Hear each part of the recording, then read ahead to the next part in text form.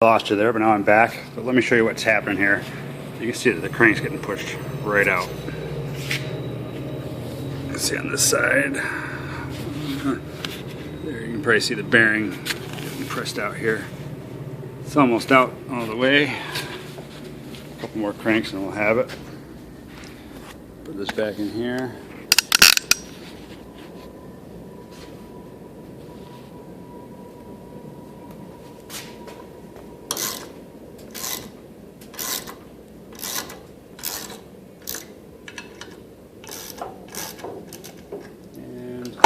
It's out.